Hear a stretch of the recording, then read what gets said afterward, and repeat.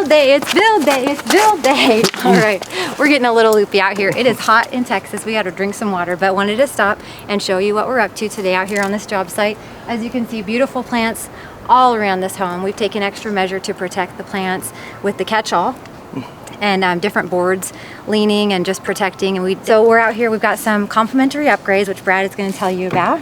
Yeah, we are upgrading to the solar powered ventilation. So instead of just the little metal vents, this actually pulls the air out of the house, and not only does it help cool the attic better, but right now, because there's a tax credit, so this homeowner's getting a $1,500 tax credit money back in her pocket for us putting those on, which we did with no extra cost for her.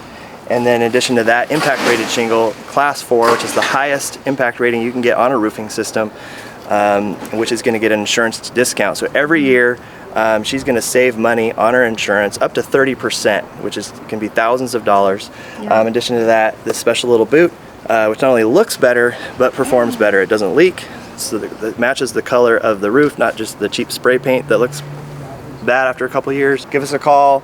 Impact rated shingle, solar powered fan. You can ask us about a special vacation voucher that you can qualify for. Click the link below and find out why we are high performance.